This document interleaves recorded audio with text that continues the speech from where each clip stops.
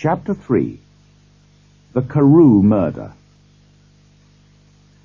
One night in London, nearly a year later, a servant girl was sitting at her bedroom window, looking out at the moonlit street.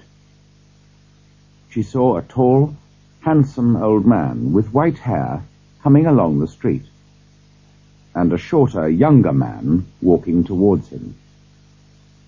The old man spoke politely to the younger one. He seemed, the girl said later, to be asking his way. Then the girl looked more closely at the younger man and recognized him. "It was Mr. Hyde," she said later. "He once visited my master." Mr. Hyde, the girl said, was carrying a heavy stick. He was playing with it impatiently as he listened to the old man.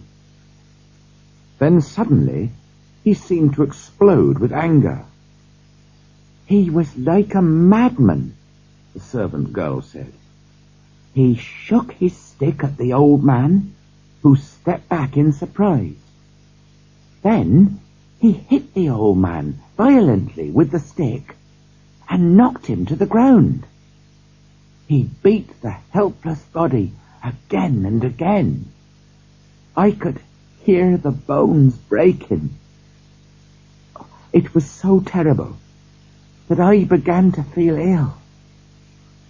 Then everything went black, and I don't remember anymore." It was 2 o'clock in the morning before she was conscious again and able to call the police. The murderer had disappeared, but the dead man was still lying on the ground with the murder weapon beside him. The stick had broken in the middle, and one half still lay beside the murdered man. The police decided that the murderer had carried away the other half.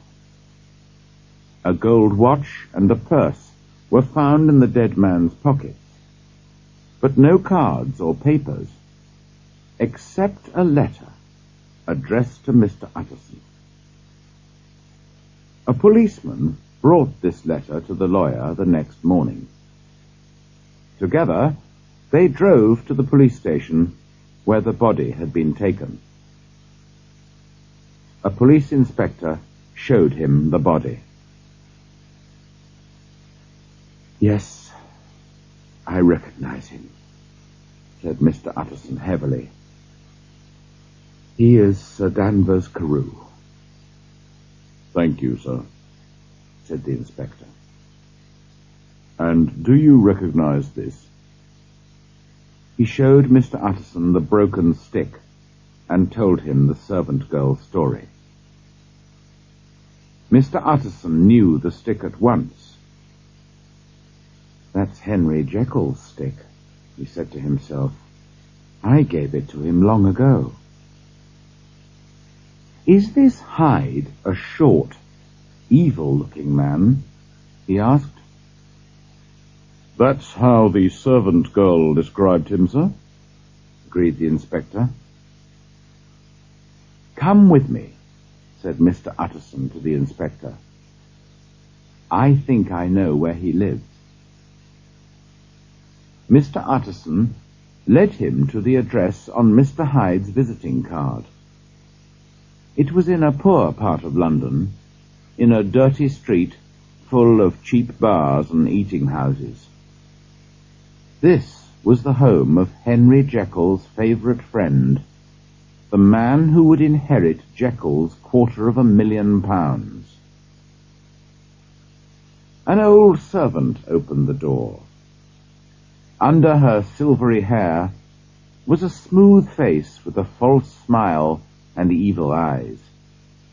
But she was polite enough. "Yes," she said, "Mr. Hyde lives here, but he's not at home. My master came in very late last night. He left again after only an hour." "Was that unusual?" asked the inspector. Not at all, replied the servant. He's often away, and frequently stays away for months at a time. We would like to see his flat, said Mr. Utterson. Oh, I can't do that, sir, began the servant. This gentleman is a police inspector, said Mr. Utterson.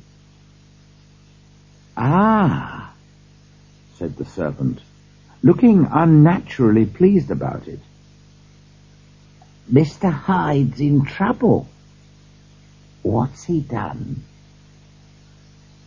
Mr. Utterson and the inspector looked at each other. He doesn't seem a very popular person, said the inspector. He turned to the servant. Now please let us in, and we'll have a look around. Mr. Hyde had only 2 rooms in the house. These were extremely comfortable and in excellent taste, with beautiful pictures on the walls and rich carpets on the floor. Everything was wildly untidy, however, and the fireplace was full of half-burnt papers. Among these, the detective found part of a checkbook.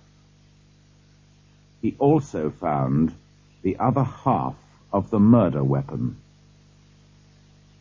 Excellent, he said.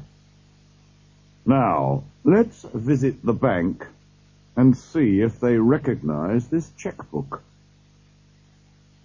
Sure enough, the bank held several £1,000 in an account in the name of Edward Hyde.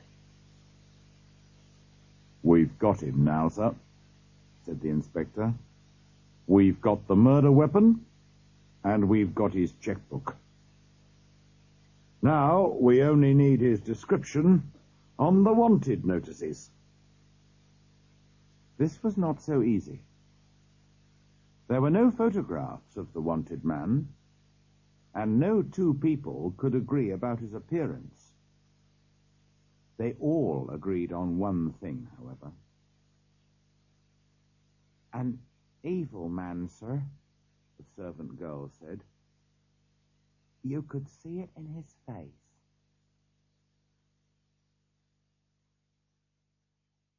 End of